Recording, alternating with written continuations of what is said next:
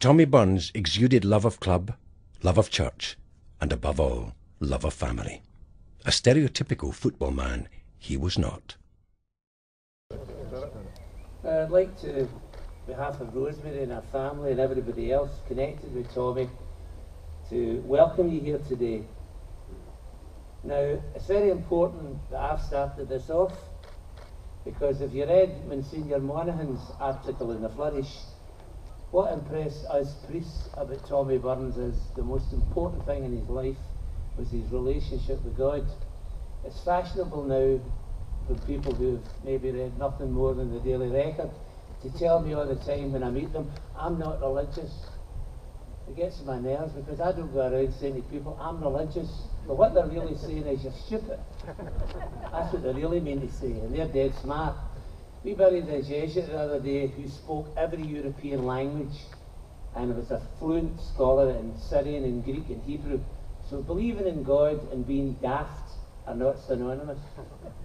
So Tommy Burns was a man of deep, deep faith, and it practically showed itself in the love he had with his wife, with his children, and his friendships, and the grace of God worked on him so that by the end of his life he was at the Serenity Gate.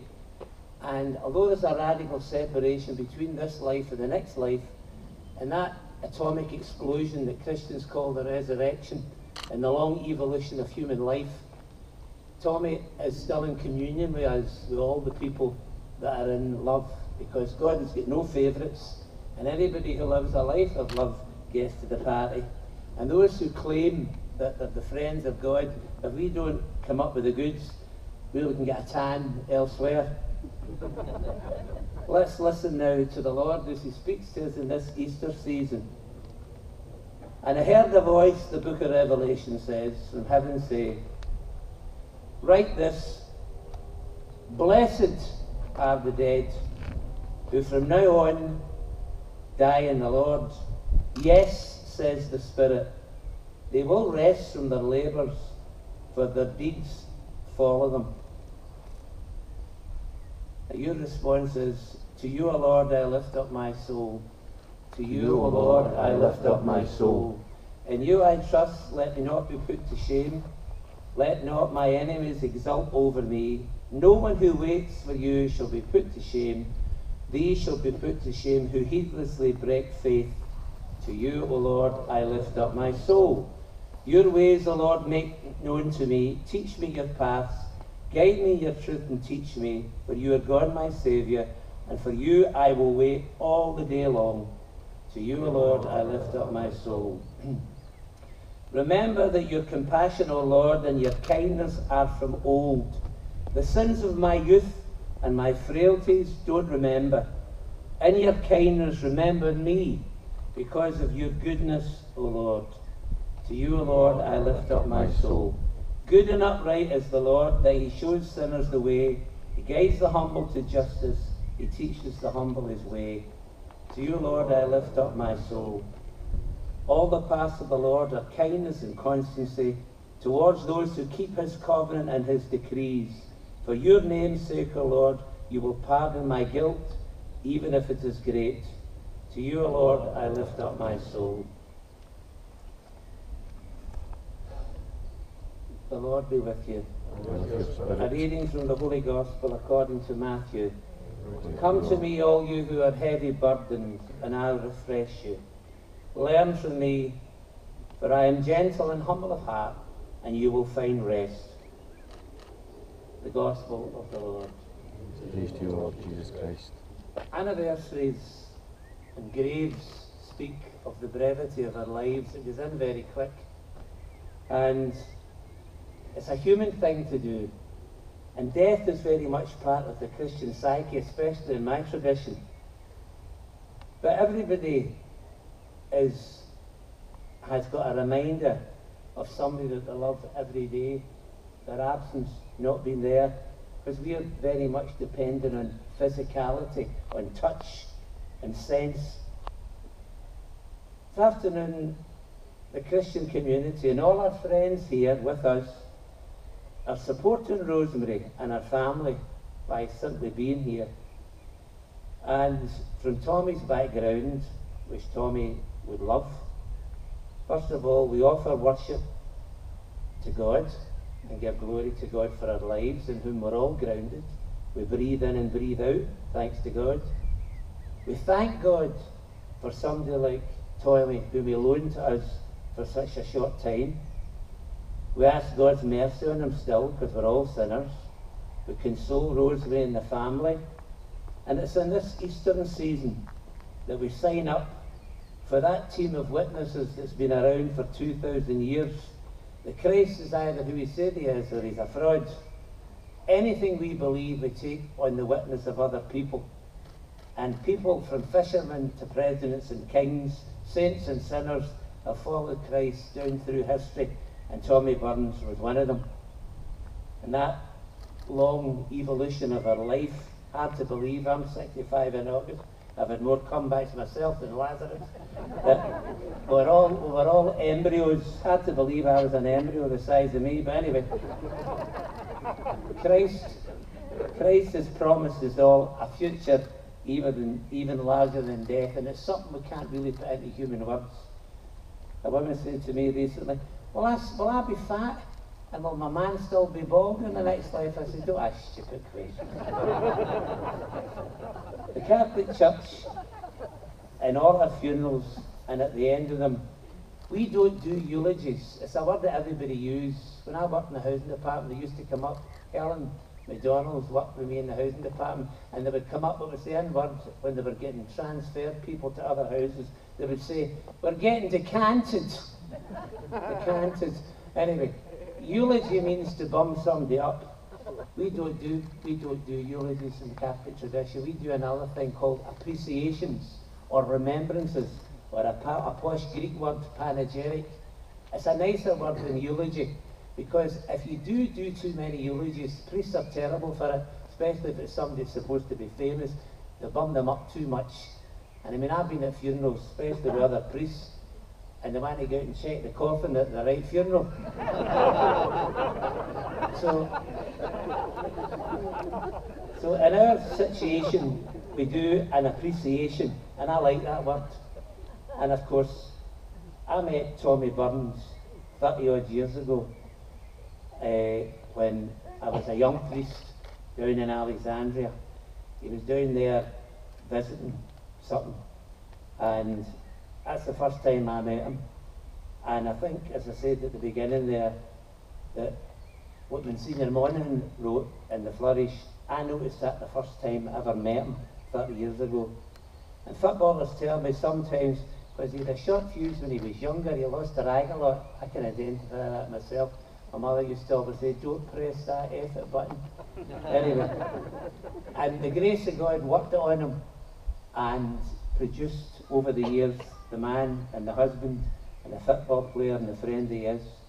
And I used to meet him in St Vincent's often. He would very sheepishly say to me after any mass, Father, would you mind if I stayed behind a while at the Blessed Sacrament Chapel? Stay as long as you like, son. If I come back 2 hours later, he was still there, in utter tranquility and contemplation. Something was going on that I couldn't see. There he was for 2 hours. The clergy could take a leaf out of that book.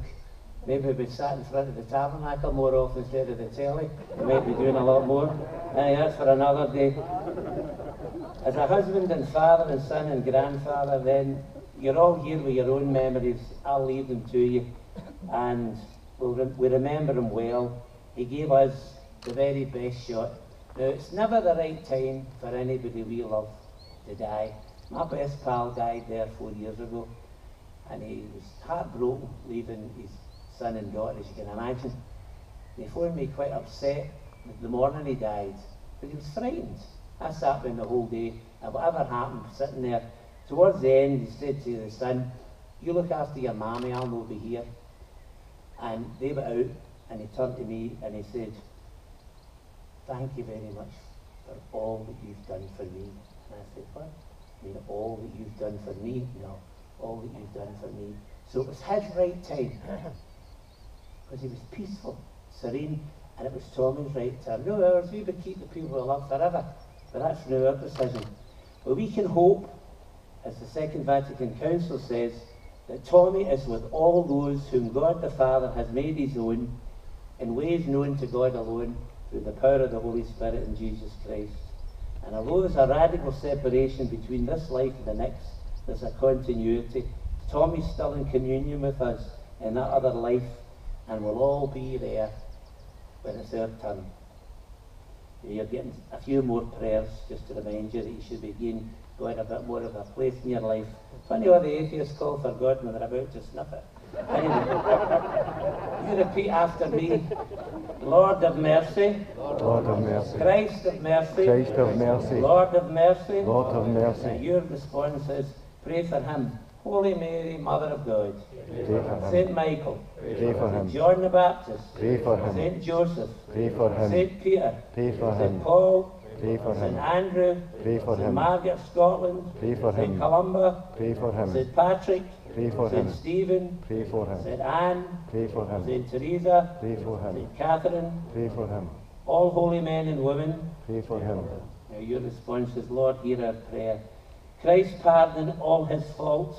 Lord, hear our prayer. Remember the good that he has done. Lord, hear our prayer. Receive Tommy and all our people into heightened life. Lord, hear our prayer. Comfort Rosemary and all our family and all who mourn Tommy's passing. Lord, hear our prayer. Now you repeat after me. Lord of mercy. Lord of mercy. Christ of mercy. Christ of mercy. Lord of mercy. Lord of mercy. With Christ there's fullness and mercy, and we say the prayer all Christians say.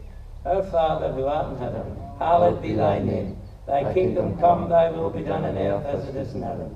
Give us this day our daily bread, and forgive us our trespasses, as we forgive those who trespass against us. And lead us not into temptation, but deliver us from evil. All-powerful Father, whose mercy towards everybody here and the whole of human history is never withheld from those who call upon you in their need. Look kindly on Tommy and all the people buried here in this cemetery, who departing this life, confessing your name, are now, we hope, among all your saints forevermore. Eternal rest grant unto him, O Lord, and let perpetual light shine upon him. May he rest in peace. May his soul and the souls of all the faithful departed, in the mercy of the Lord, rest in peace. This reminds us of our baptism. And we get sprinkled with holy water. The devil doesn't like holy water. The Lord be with you. The Almighty God bless you, the Father, the Son, and the Holy Spirit. Go in the peace of Christ. Thanks be to God. Thank you. Right, the next person.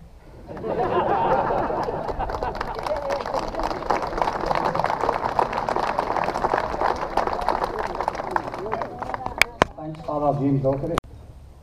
Welcome to Linn Cemetery as we commemorate the final resting place of the great Celtic legend Tommy Burns on his 10th anniversary. We welcome today's speakers.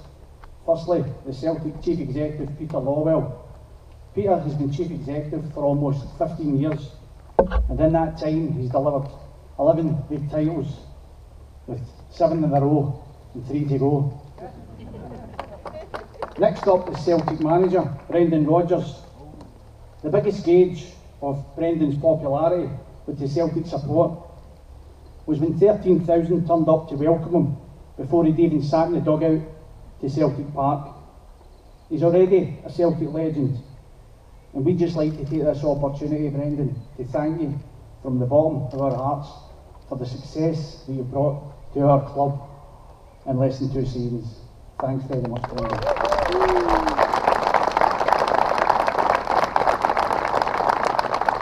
Long may it continue. But my favourite quote from Brendan was recently when he said, "I'm in the best job in the world. I absolutely love it here. I'm so happy here at Celtic. I'm in a job that I love." We're eternally grateful to both Peter and Brendan for giving up their day on a Saturday to stand with the Celtic support as we remember one of our own. Ladies and gentlemen, please show your appreciation and welcome Peter and Brendan to today's ceremony.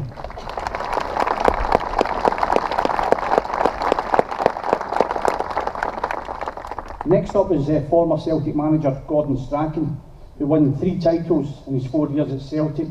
and he also formed a great friendship with Tommy Burns. Gordon is never short of a quote too, I believe. But the one I like best is, I don't know if there's another big club where the supporters have a love like the Celtic supporters have a love for this club. And you're not wrong there, Gordon.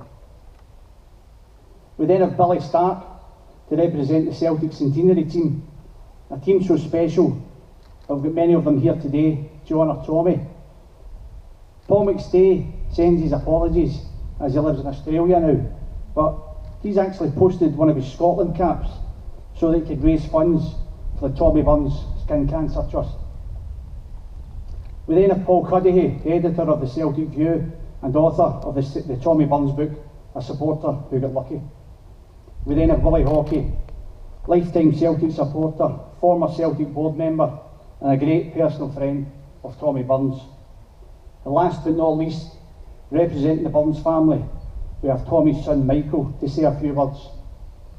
The most important people at any ceremony are the family, and Tommy can be so proud of his wife Rosemary, his daughters Emma and Jenna, and his sons Michael and Jonathan as he looks down on us today.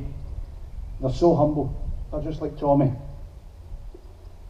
After the speeches, I had my notes here. Father James Docherty will conduct the blessing, so you'll have to do all that all over again, Father. But we'll then lay some flowers at the grave before I'll close the ceremony with a few words of thanks. Ladies and gentlemen, this is the Celtic Grave Society's 40th ceremony in our 8 years, and this is where it gets personal, because Tommy Burns was a man we all know and love. As a humble Celtic supporter, I'd like to just say a few words about what made Tommy Burns so special for us. Tommy, for many of us, personified what Celtic means to us all, both on and off the pitch. And the biggest compliment we could give him is the title, Mr. Celtic. He ticked all the boxes. He was born in the Carlton, just 3 streets away from St Mary's Hall, where Celtic were founded. He went to St Mary's School, where Brother Walfred himself taught from 1870 to 1873. And he was even taught by the Maris brother, Brother Jerome. And of course he worshipped at St Mary's, the parish of Celtic's birth. In fact, if Tommy was born 75 years earlier, he'd have queued up for the poor children's dinner tables that Celtic were formed to fund the maintenance of. You could just imagine the wee red-haired kid with the cheeky patter winding up Brother Dorotheus and Brother Walfred as he skipped the queue. And of course, he played football the Celtic way. One of Tommy's most apt quotes was, when you pull on that jersey, you're not just playing for a football club, you're playing for a people and a cause. It summed up that iconic bond that Tommy had with the support. He was a living embodiment of the Celtic spirit. He played for the jersey he loved, and he never forgot his working class roots. He was one of our own. I was at Tommy's funeral at St Mary's. It was a huge outpouring of grief, but it was also a huge outpouring of love for a man we adore. I remember coming out of the chapel and looking at all the Celtic players and immediately thinking that natural thought, where's Tommy? Then that realisation hit home again, and I hot-footed it to Celtic Park as fast as my legs would carry me, to be part of that wonderful send-off that the Celtic support gave to one of our own. But I'll leave the final words to Tommy in his book, Twists and Turns, written in 1989, when he sums up the 3 most important things in his life: faith, family and football. In his dedication page he writes, "To Rosemary, who was the making of Tommy Burns, I love you more each day. To our Blessed Lady, my thanks for carrying me through all the hard times and keeping my feet on the ground on the many great times, your servant. And finally, to the Celtic supporters, thanks for accepting me. You'll never walk alone. Tommy Burns, thank you." Could I ask Peter Lawwell? Thank you, Brendan, and I think the first thing I want to say is congratulate Brendan and thank him and the Grave Society for putting on today, but also the great work that they've done in the past, and I'm sure we'll do in the future to preserve the memories of the Celtic greats. I'm sure we all can't believe that it's 10 years since Tommy passed, the tragic early passing of Tommy. And that passing had a really profound effect on everybody at the club. But at that time, I think our thoughts and concerns were mainly with Rosemary, with Michael, Jonathan, Jenna and Emma, and the anguish and pain and indescribable, unimaginable grief that they were going through at that time. And then, and I hope today, we would hope that they take some comfort from the love that Tommy had from everybody at Celtic, from our supporters in the Celtic community. Tommy Burns was and always will be one of Celtic's favourite sons. He epitomised, he was Celtic. He personified Celtic as a man, as a human being. He carried the values, humility, diversity, inclusion, family, charity. He was a wonderful man, and humour. Humour was another obviously great aspect to him. A wonderful man with Celtic running through his blood. He, as a player, again, he twisted tongues, he was Tommy Burns. As a player, in my own mind's eye at the moment, I can just see him, the sun shining like today, shining that red head, shining on the Celtic, the green and white hoops, how proud he was to wear them. A wonderful player. His elegance, his guile, his ingenuity, his passion, his determination. An absolutely wonderful player and one of the greats. And even today, in this modern game, I'm sure there would have a big place for Tommy Burns at Celtic or any other club he would choose to go to, but Celtic was his club. As a manager, he played the Celtic way. He played expansive, open, entertaining, winning football, the Celtic way. A joy to watch. But also he was probably an unlucky manager. He actually was a winner, and we all look back to that glorious 1995 Scottish Cup final, with his lieutenants, Paul McStay, Peter Grant, Packie Bonner, where he won the Scottish Cup that day. A fantastic day that will stay in our memories forever. And he was a winner. And then he came back as a coach. He was a brilliant coach, and he had a real interest in developing young players. He wanted to make them better, he wanted to make them as best as they possibly could be. Not just for Celtic, but for the players themselves. He had a real interest in individuals and players, and he treated them as if they were his own. And that was a great experience, and held him in great stead for the next task that he was given at Celtic. Because at that point, we didn't have a youth development structure, we had no academy. And Tommy was given the task of creating a Celtic academy, professional academy for the first time. So he set about that with his usual vigour and dynamism, and created and built the Celtic Academy and what it is today. He brought some good people, he built the structure, he put in the processes and technology, and what we have today as the Celtic Academy is down to him. What he didn't have at that time was the facilities. He didn't have the building. And I remember going up to Lennoxtown way back then, it must be, my goodness me, 14, 15 years ago.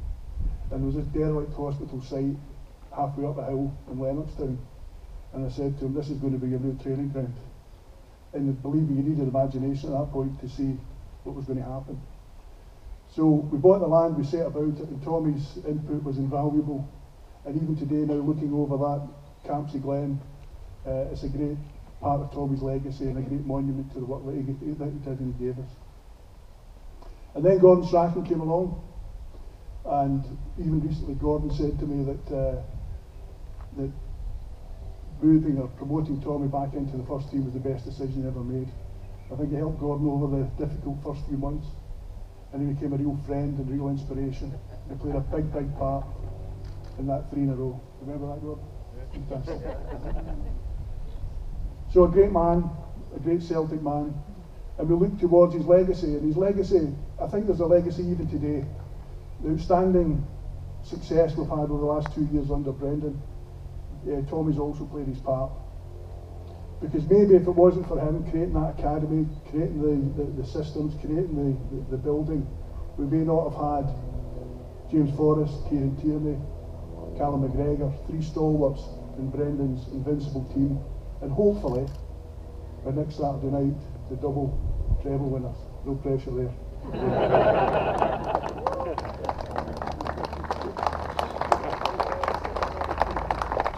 Tommy described himself as a supporter who got lucky.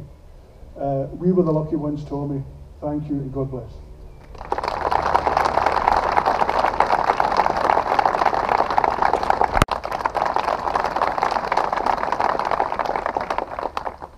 Probably quite fitting actually that the sun's shining today, and normally they tell me that these types of days can be full of rain, but it's certainly been here today. The sun's certainly shining on a Celtic man. Probably everyone's here for a reason, and their own reasons for Tommy, and I just want to share very briefly two sort of moments for me really where Tommy really helped me what I am today really. First of all, when I go back, I was 1973 to 1989, so the first 16 years of my life as a child back in the Troubles in Northern Ireland. So I coincided with Tommy's period nearly for that full 16 years. He was 1975 till 1989. So for the 14 years that he played at Celtic, I was a young guy growing up, and I think all of us stood here today. You understand that the foundation years of your life and how prominent they are. And for me, even though at that time it was a dangerous place, Northern Ireland, I was never allowed to travel over so much. I had plenty of relatives and family that would travel to the games at Celtic Park and all around the world really watching Celtic. I would listen to it on the radio, I'd listen to the various games. And the one guy that would always come back, that was always loved and talked about was Tommy Byrne.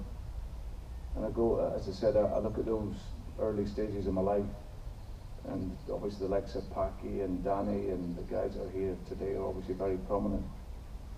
But I think everyone understood what Tommy was, and that was the message that was given to me right the way through my life. Like Peter said, all the stories that you would hear about Tommy.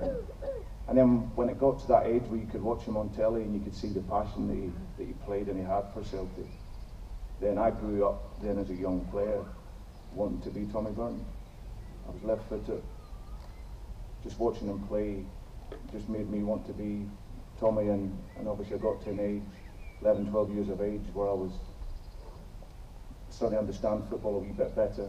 And by that stage, cup finals and that was on the telly, and watching him back in the Skull Cup, I think it was in '84 when he chipped it over the wall for Brian McClare it was to score. It was an incredible piece of skill, and then going through then just before I left to come to England, 1988, the centenary year, I was 15. So by then he and that team was really ingrained in the formative years of my life, and like I say, I still think of them now at 45 as very important years. So Tommy played a huge part in that. The next memory I had at Tommy then was then going to 1998. Again, it was at a formative age of my coaching life. I just began coaching. I was working at Reading Football Club. And I remember a few years actually before Tommy did come, there was rumours that he was maybe going to be manager. And I was working with the young players at Reading. And this was going to be a dream for me. Tommy Burns, the player, the guy that I admired, was obviously coaching and was being linked with managing Reading. And it never happened, but in 1998 it did happen. And as I said, it was a dream. We came along with Packy, and they were only there a year, but the influence that they had on me, which they will never know, was huge in that year, because I was able to sit and pick their brains lots of times. I was a very young coach just beginning in the game. I had two guys that were my heroes working at Reading, and they were, I look back on it now, the things that I think about now as Celtic manager takes me back to when I was a young coach and the stories that they gave me, and just had Tommy's intensity as a manager. I remember being sat in a room with him once watching a game. He never spoke to me the whole time. He was in the room. The guys that will have worked with him will understood the passion and just the focus he had on coaching. And that was something that really, really stayed with me as a young guy. And also, without knowing it, I would watch him walk. I would just stalk him. You know, I was just in awe of Tommy. You know, I would see him outside. It was the old ground at Reading, and it was called Ellen Park, and there was a little shop. I would pop into the shop and come out, and if I seen Tommy, I can see it as clear as day now, walking up the side of the street to go to the ground, and he was wearing his long trench coat, and he had a brown sort of bag to keep all these folders and everything in, and he just was class. And from that very early stage, as a coach, I was looking at him and I wanted to be Tommy Brown's coach, as well as the player. So that, even though it was only a year, like I said, it stayed with me right the way through my life. And he went on after a year, and obviously I kept in touch with him, and as I said, up until he passed away. My second and probably final point is legacy, really. You hear it a lot, and legacy, as Peter rightly said, you know, you come to Lennoxtown and you see the great impact he had on the academy. He was always about quality, whether it was quality players, quality facility. I think if you look at the first team today, as Peter rightly said, so many of those guys, either through Celtic or Scotland, have been affected by Tommy Burns. But legacy for me is more than that.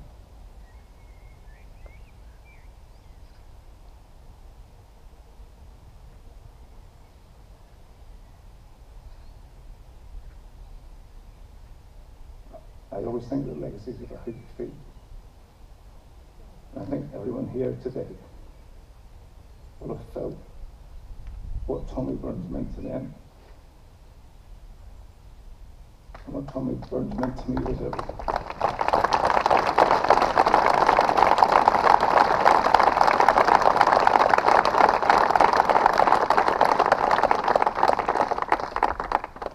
Tried to run through that without crying in my mind, but like I say, the legacy of Tommy is always about how we feel, and there's lots of visual things in legacy, but for me he's given me something that I felt as a young boy and I felt as a coach, and it'll be with me for a lifetime. So to Rosemary and the family, thank you for inviting me. Thank you.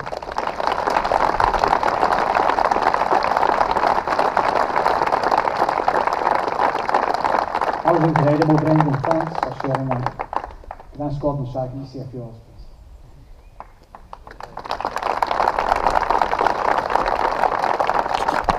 No, I was expecting something bigger. Where do we start with this, man? First of all, it could only be a Tommy Burns memorial where you have people very emotional, people laughing. I had 300 people roaring in laughter,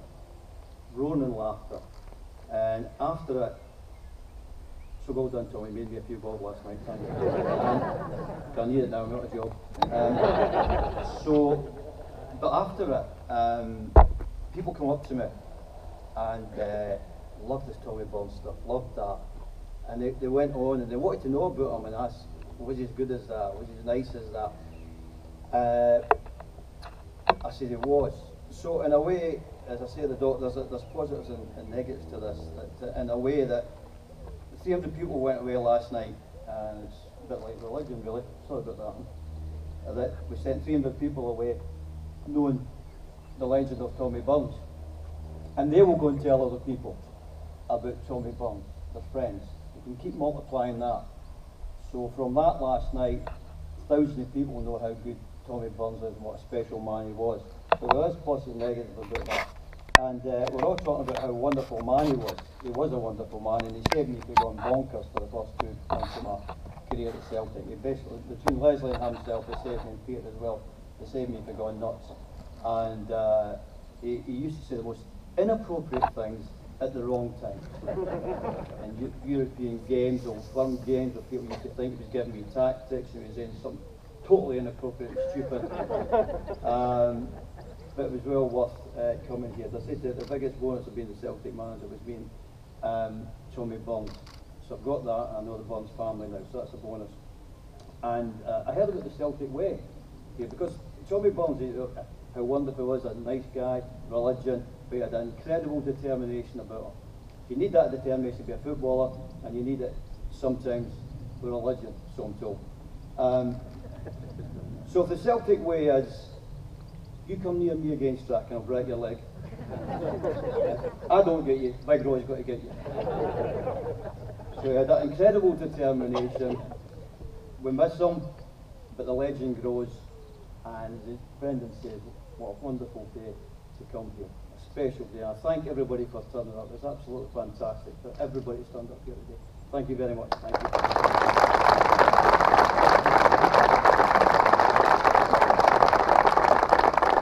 Thanks very much, Gordon. That's Billy start to say a few words.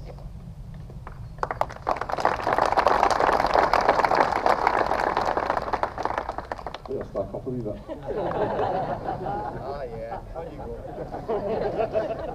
It's always a privilege and a joy to talk about Tommy Burns. And I'm sure we've all got our own memories, where he, husband, father, grandfather, friend, teammate, manager, supporter. I think my abiding memory of Tommy was as a teammate in that dressing room in the centenary year, and I can clearly recall never having seen a man so at peace, happy and content with his life. He was playing for his beloved Celtic, and he was bringing up his young family with Rosemary. I think, you know, Tommy's been idolised as a player, quite rightly, as a player, coach and manager. But it's his qualities as a man that I like to remember, and we can list some of them. Honest, humble, mischievous, determined, stubborn, fiery, to mention a few, so it's quite a package.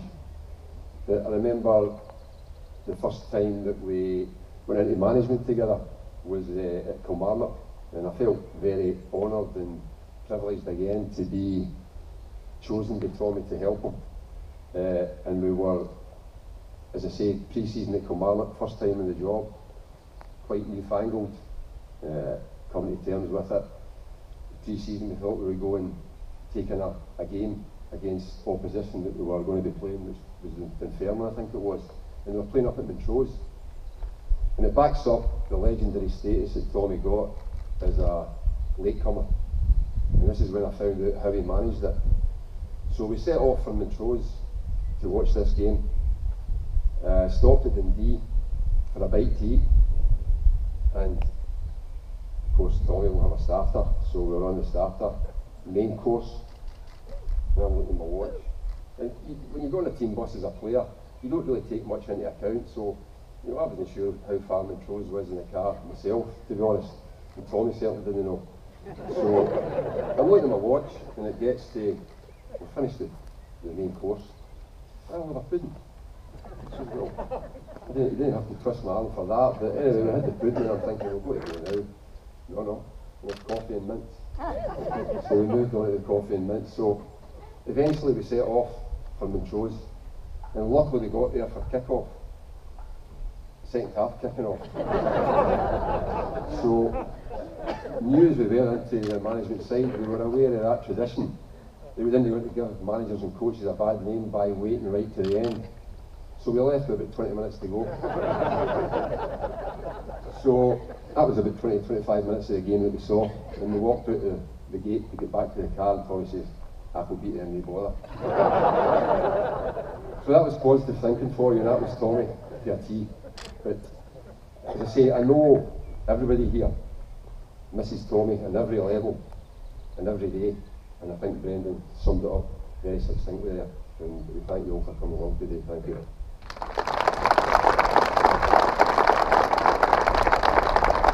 Thanks very much, Billy. That's Paul Cuddihy.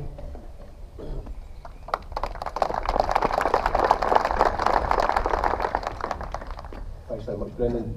First of all, I just want to thank the Celtic Grave Society for having invited me to speak today. It is a real honour.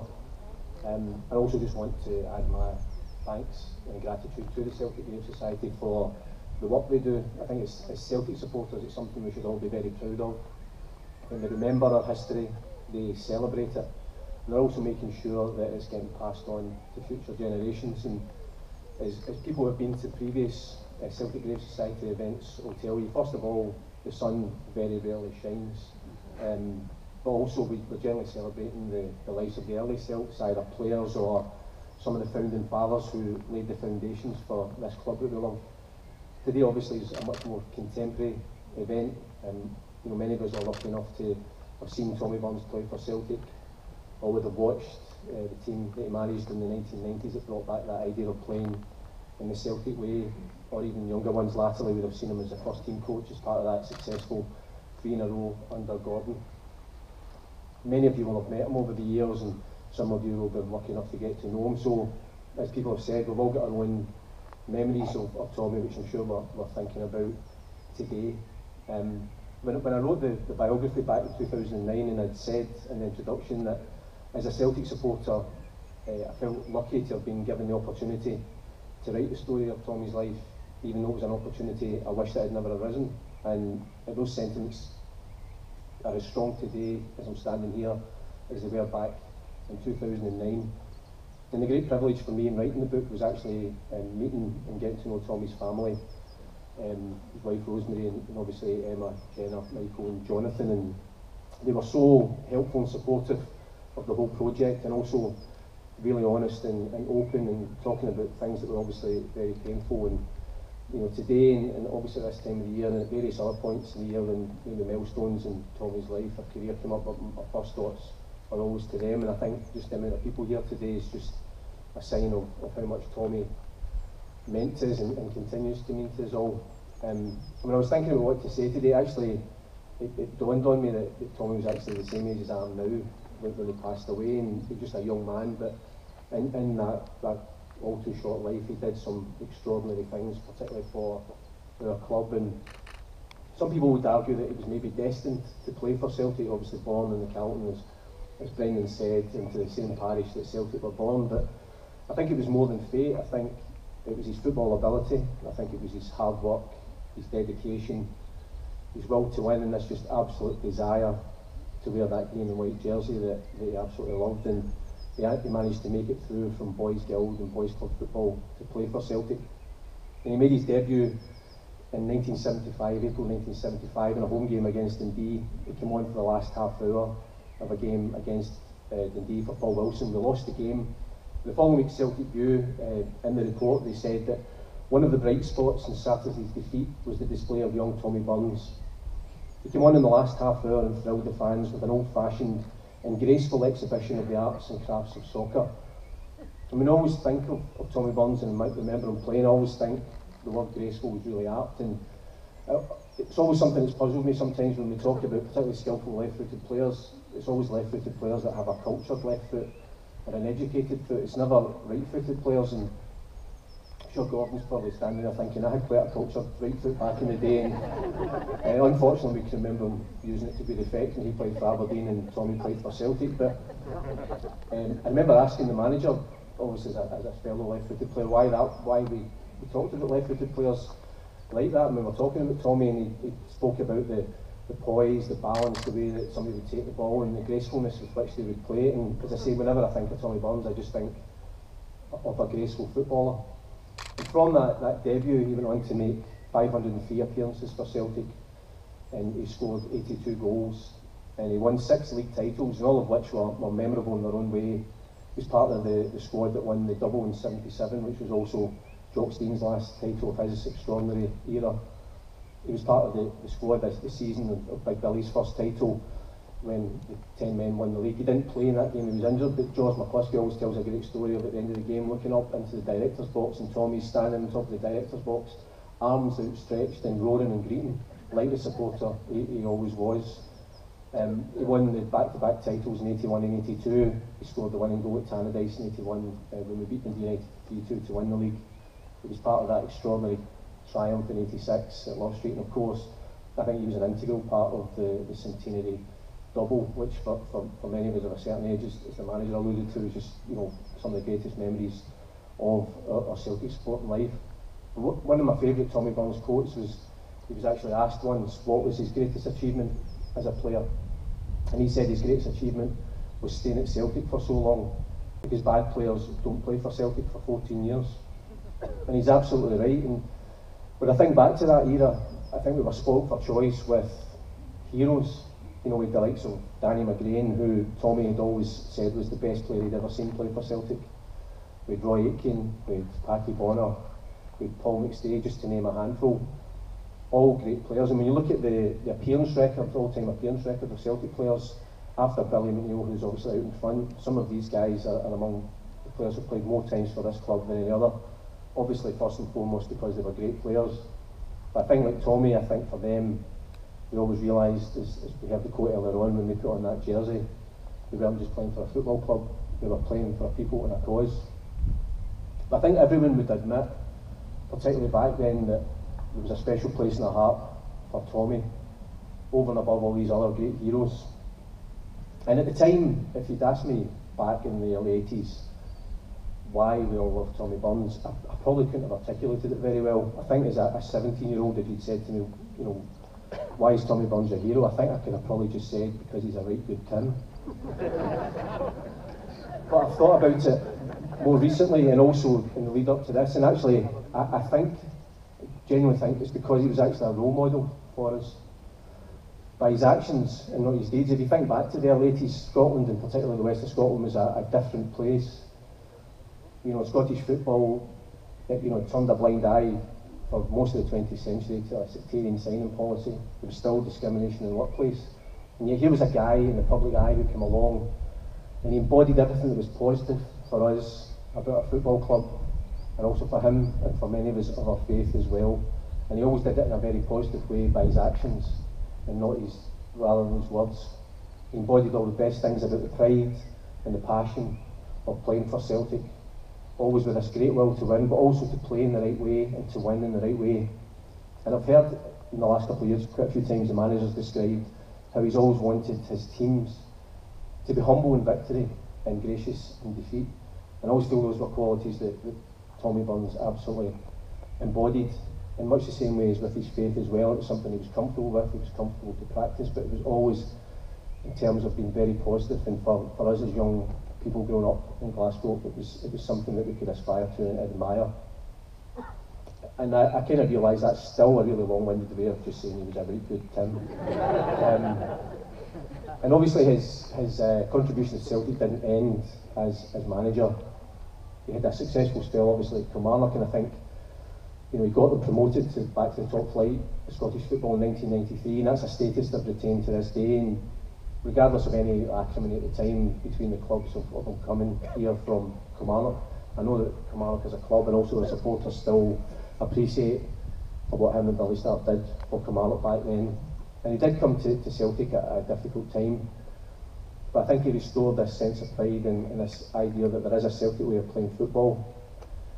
I think he set the foundations in place for the successes we've enjoyed in the 1990s and also into the 21st century. And I know over the years from talking to some of the guys that played under him that their biggest regret was not winning the title for Tommy, because they knew how much it meant to him.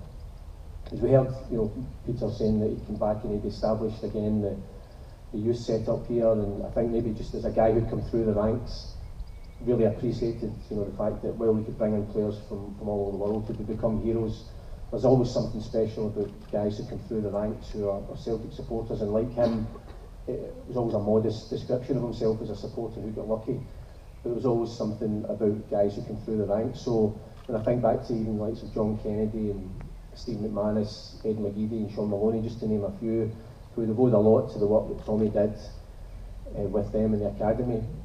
And then even now when you look at the current team, as we heard, you know, the likes of Kieran Tierney and James Forrest and Callum McGregor are just part of that legacy, and I'm sure Tommy would have appreciated and enjoyed as much as anyone that footage of Kieran Tierney not playing but just in with his fellow supporters, a supporter who got lucky but never forgetting his roots and where he came from.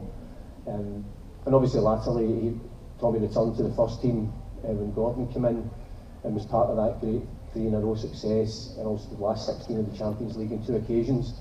And again, another favourite Tommy Burns quote of mine was, he said that when Gordon came in and brought him back into the first team, it restored a lot of self-respect to him, because it meant he was now coaching again for the first team. I'm sure that was something he appreciated, and just in also the way that I think, you know, Gordon obviously brought a lot of success to the club, but I think the way, the time that Tommy's passing, the way that Gordon led the club with great dignity and great strength was something that I think the Celtic supporters we've always admired and appreciated and want to thank him for.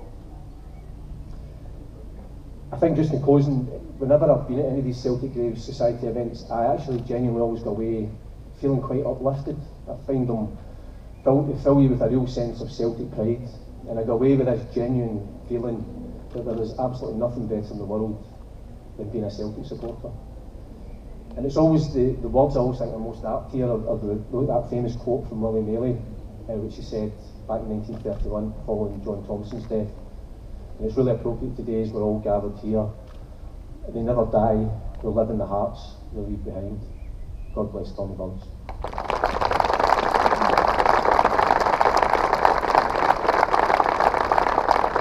Thanks for that. We just asked the last speaker. Oh, Danny's. Can you go, Danny?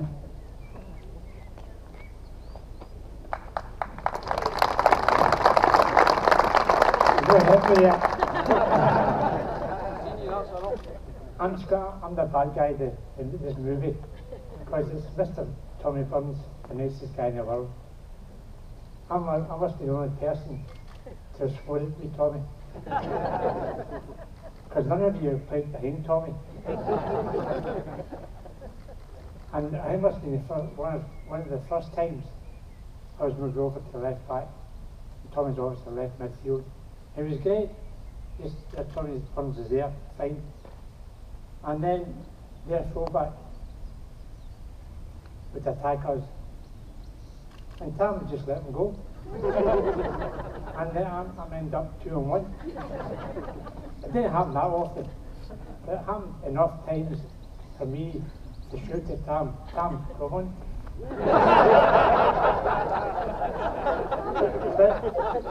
But Tam being Tam says, it's all right.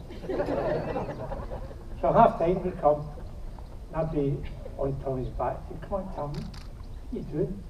He says, but you're playing there. Big Tam's there. Big Roy's there. And if you can't defend against two people, it's a bad day. I mean, all right, Tam. You're a great guy. So now the second half, thinking, well, I've said to Tam, and at least you'll work harder. And I know Tam Burns. I thought I knew Tam Burns, but Tam was a great guy off the park, great guy on the park, great player on the park. But with he work, because he could do it, he could have done it, but he just didn't want to do it. And he was loved by it because if we did clear it up, or the goalkeeper got it, he gave it to me, and that's time Tommy, not picking up the guy who was attacking, the guy who Tam should be picking up was up the park, and Tam was in tons of room. Tom gets the ball, it's a counter attack. We didn't score all the time, because I don't think we scored ever. But Tam was just, I didn't see the point of it, coming back and helping a back four of good players. I was alright left back, but Big Tam was rubbish. No, I had to get that out because I felt it's like a confession, eh? I now feel so light. But thanks very much.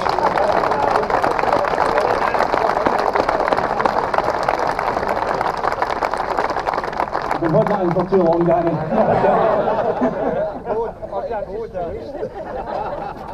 He's asked Willie Haughey to say a few words.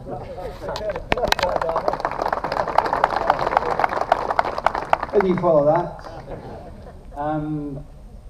First can I say, Brendan, the guys for the Graves Society, what a wonderful job you do, and this is a magic day, so thank you for the invite, and thank you also for the opportunity to speak, so well done. You heard already that Tommy lived his life, through the 3 Fs, his family, his faith, and football.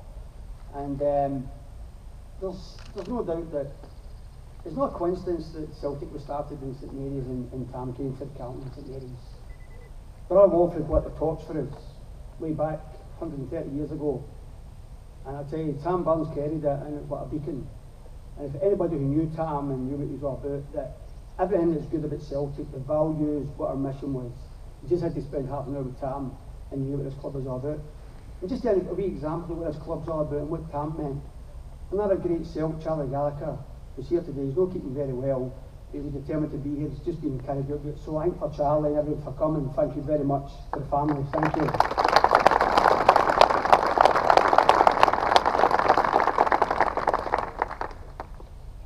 Tommy Burns wasn't the greatest player ever to play for Celtic. He was the finest human being. Anybody who knew him, everybody knew his values, everything was about. Never told lies, I don't think so, Rosemary. He was always straight guy, but this club meant everything to him, absolutely everything to him. And I thought maybe I would just share a couple of stories with you, my experiences with him. Gordon done something that I'll never forget, and this is what I always think of Gordon Strachan.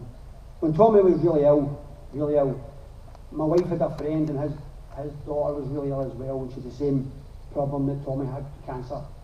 And Susan had arranged to take a jet over to Lourdes, and she was taking the girl across. And me and Susan were having a chat, and he says, why don't we take Tommy? So when we spoke, and Tommy says, that's fine, that's great, brilliant. Anyway, he went away to Lourdes and he came back, and we were playing Rangers on the Saturday, I'll never forget it. And I was walking into the park, and I was coming back, there was only about 10 minutes to go to the kick-off. Tommy had been back to the Lourdes for about 3 days, and this wee stories to tell you about what his faith meant to him. And I was walking in, and Gordon Strachan was running out to see the team, seen me, and says, come here. And he took me into his room, and he says, well, you'll never know what that trip done for Tam. He thinks he's cured.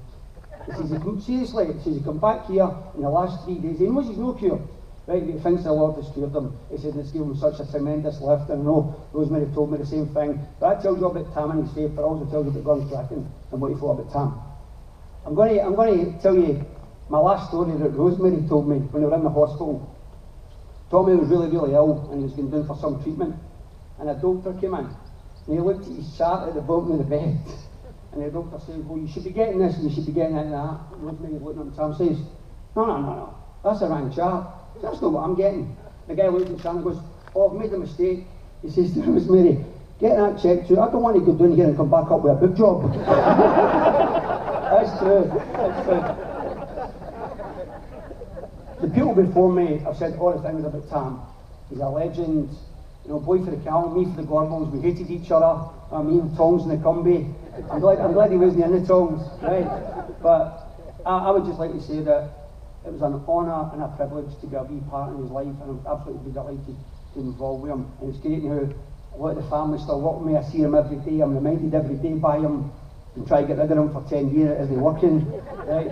But I just wanted to be finished saying that if anybody doubted that Tommy Burns was a legend, there'll be people standing here in 100 years to commemorate him. Thank you.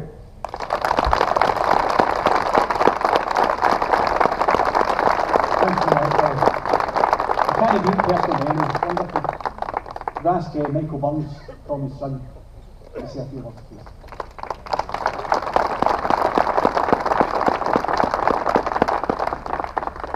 I basically just want to say a couple of thank yous, to be honest with you. I've not got any stories because, you know, obviously something like my dad, there's just far too many to pick from really. So first thank you has to go to the Celtic Grave Society. I had a few meetings with them over the past few months, and a really humble, nice group of guys. Don't do it for financial gain or publicity. In fact, if anything, they kind of don't like the press to be there because it kind of distracts from the whole mood of the day and the feel of the day. So I think a massive thank you to them. Another round of applause. So thanks very much. Second thank you is to the speakers today, apart from you, Brendan. I was in a heap when you started talking. No, honestly, thanks very much. The stories were fantastic. I mean, you hear them a million times before, but you can't help but laugh and smile every single time you hear them. It's amazing. And the third and final thank you has to be to everyone that's here today. To the fans. I think my dad said, was it in 1888, I was 1988, ironically enough, he said they're there and they're always there. And I think to this day you've yet to prove them wrong, so well done, thank you.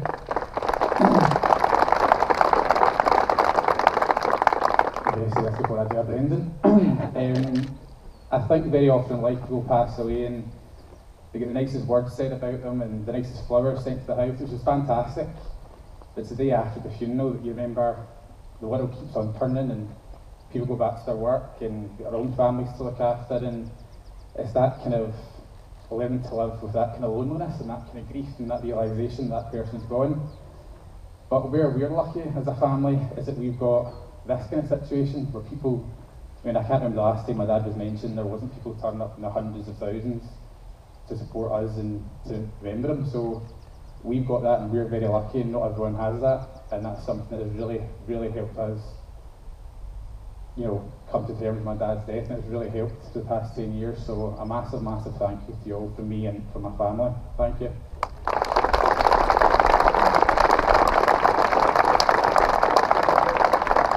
Thanks very much, Michael.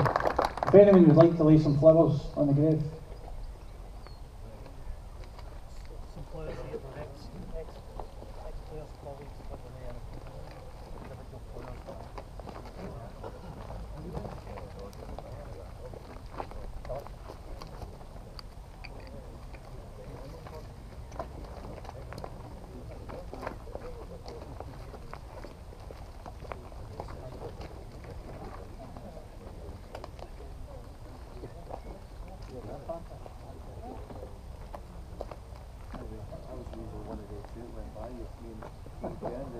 I'm getting there. That's the chase for another 40 years getting back.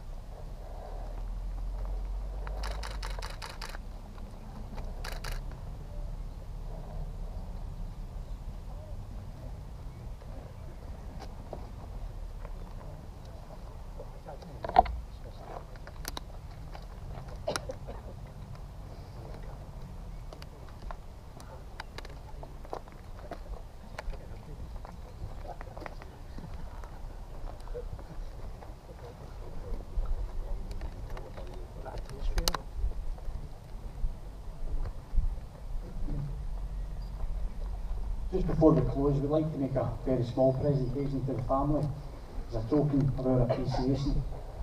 If we could just call forward Beck and Sweeney, Brendan Rodgers, please, to hand some flowers over to the family. With Rosemary first.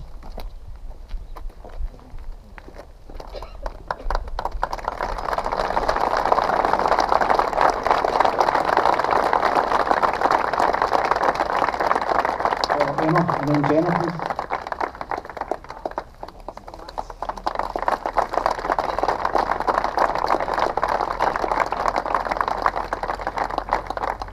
Go forward, Jenna, please.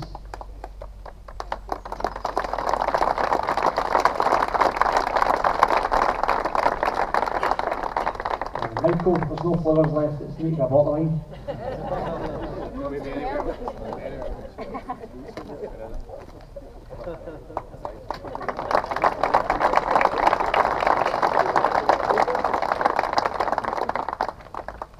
Just in closing, ladies and gentlemen, I'd like to thank everyone for attending today and making today's ceremony so special. 10 years on, we've seen just how much Tommy's name will always live forever. We've got Tommy Burns commemorative booklets for sale today, priced at £5. The Celtic Grave Society have put forward the cost of the printing, so every single penny raised will go to the Tommy Burns Skin Cancer Trust. So it's all to a good cause. I'd like to thank all our speakers. I'm sure everyone will agree, everyone has been so special. It's been unbelievable, guys. It's our 40th ceremony, but this has been the most emotional, without a shadow of a doubt. We'd like to thank the cemetery staff as well. 10 years ago, this was just a new piece of land. And aptly, the cemetery staff left plot number 10 for Tommy, the number that was on the back of his top. How good was that?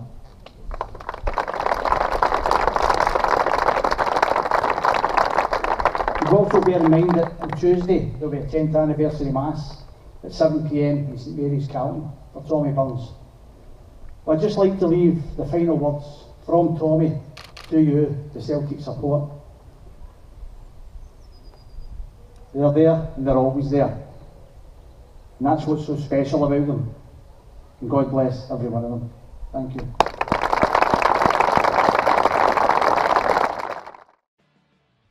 The shark bait has such teeth there, and he shows in pearly white.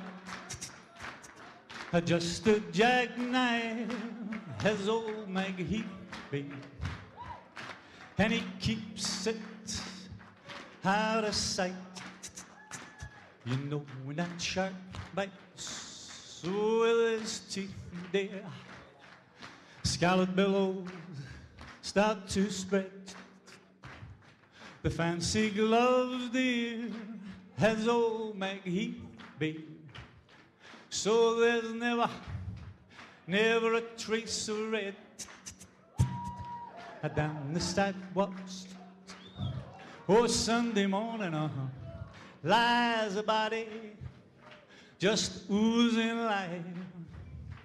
Well, someone sneaking round the corner. Tell me, could that someone be Mac the Knife? There's a tugboat down by the river, don't you know, where the seamen bag just a duping on down. The man is there for the wait, dear. Say 5 will get you 10 old Maggies back in town. Here about Louis Miller, he doggone split the scene bait after drawing out all of his hard-earned cash. And now Mac Heath spins just like a jailer. Could it be my man's done something rash? I said, Jenny Dava, oh, Suki Tadwi, look out for Miss Alaire Lignon and old Lucy Brown. Oh, the line forms on the right, babe. And now that Mackie back in town. Look out, old Mackie is back. Yeah.